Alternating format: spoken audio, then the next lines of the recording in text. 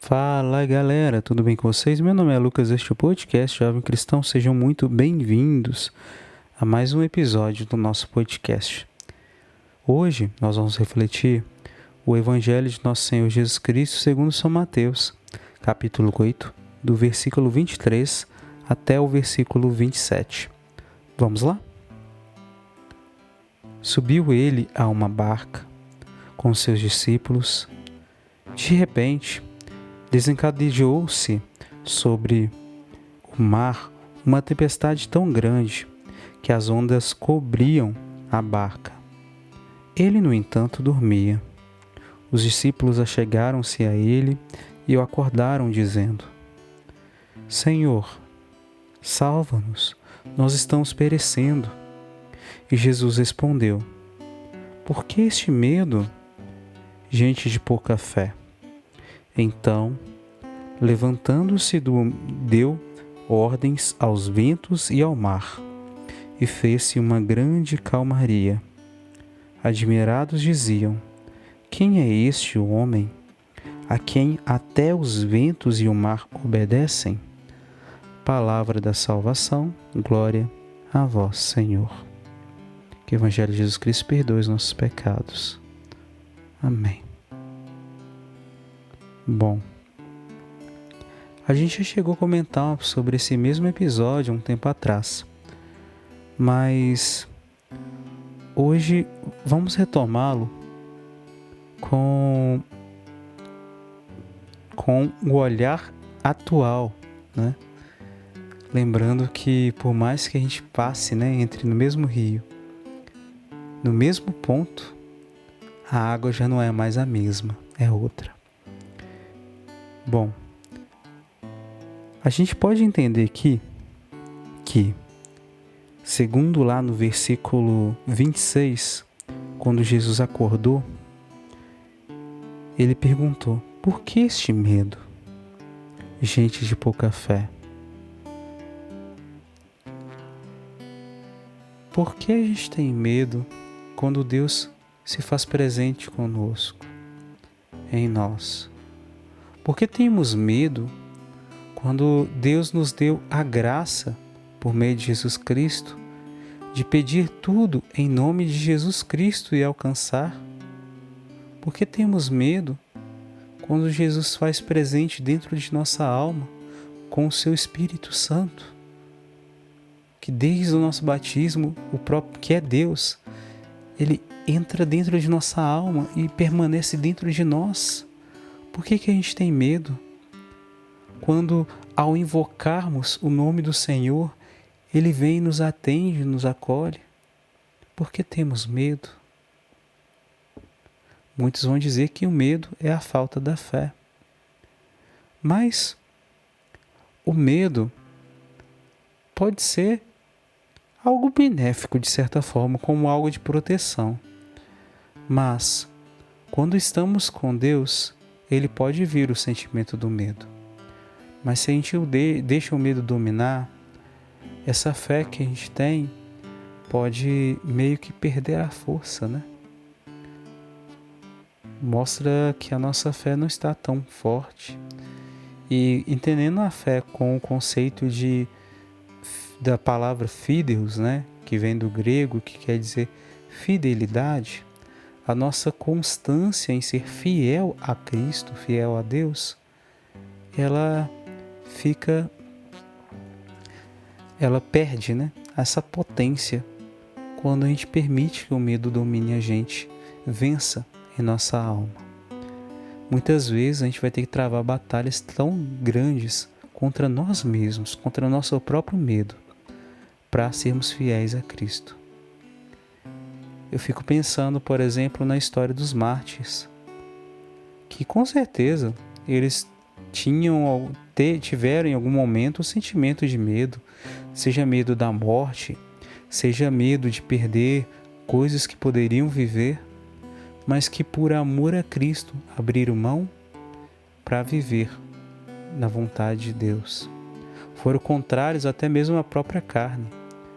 E isso faz até lembrar, que Cristo, quando ele estava depois, da última ceia, quando ele estava lá no Horto das Oliveiras, junto com seus discípulos, com 3 de seus discípulos, né? Pedro, Tiago e João.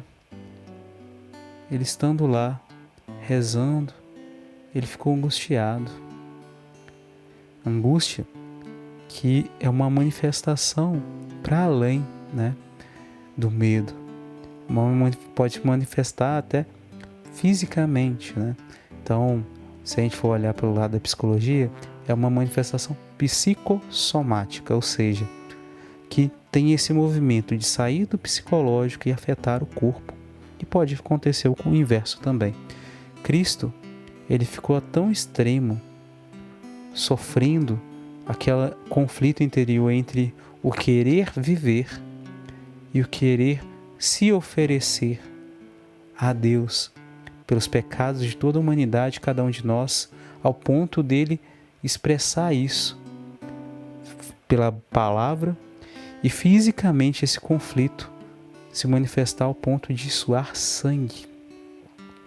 E Cristo ele disse, né? Pai, se for da tua vontade, Pai, afaste de mim esse cálice, mas que não seja feito conforme a minha vontade, mas sim como a tua vontade.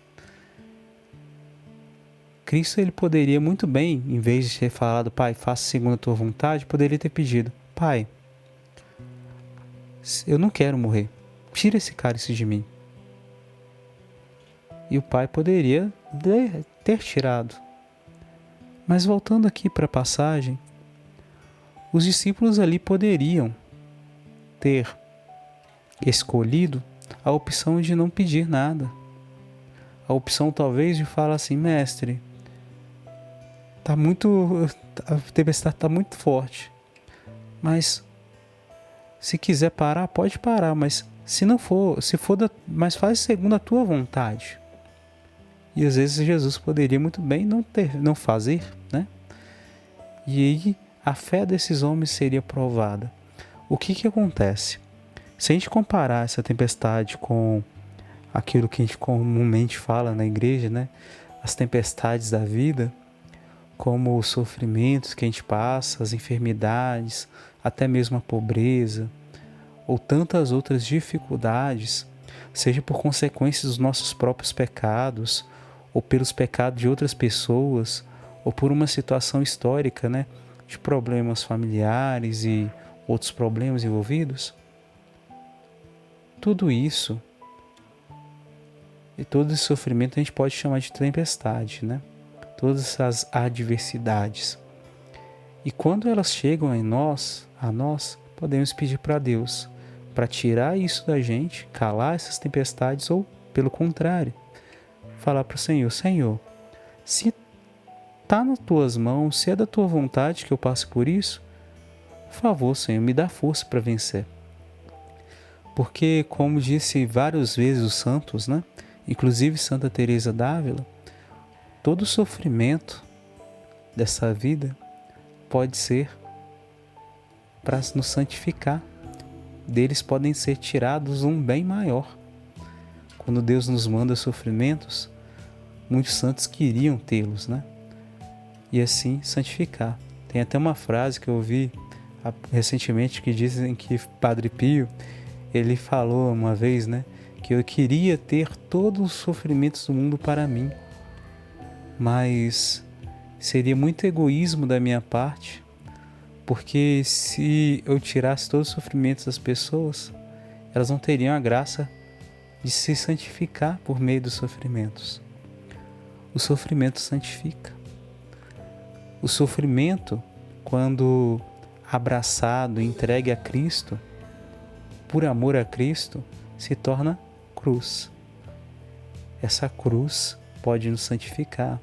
A gente já falou várias vezes, né, sobre o caso, né, de Nossa Senhora do Rosário de Fátima, né, Nossa Senhora, quando apareceu em Fátima, junto com o anjo, né, explicando para os pastorinhos que poderia ser entregue todo o sofrimento a Deus, como ato de desagravo do coração sagrado, coração de Jesus, coração imaculado de Maria, pela conversão dos pecadores, pelas almas do purgatório.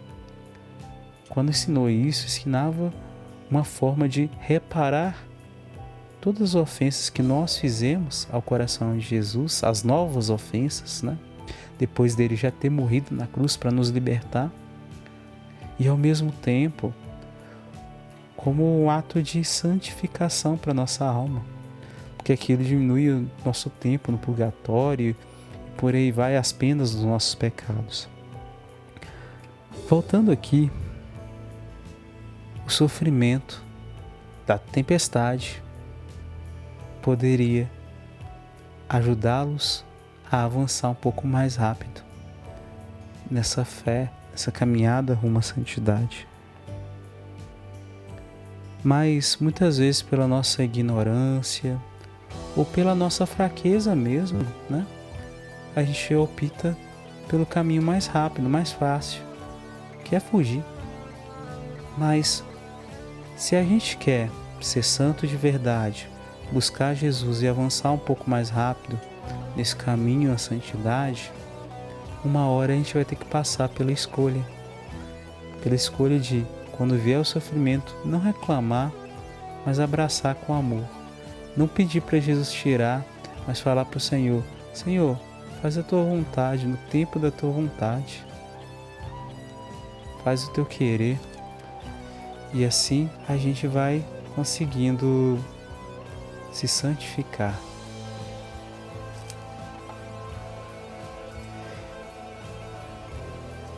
Então, nesse sentido, eu recomendo para cada um de vocês: tentam olhar esse sofrimento da tua vida com o olhar da tua oração e pergunta para Deus: Senhor, isso é para minha santificação?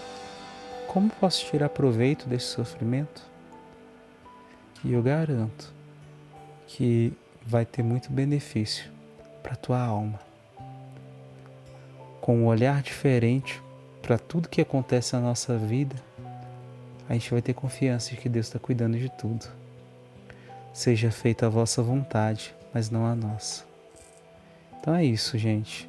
Esse foi o episódio de hoje. Convido vocês a curtirem, compartilharem, se inscreverem, por aí vai. E que Deus abençoe imensamente cada um de vocês. A paz.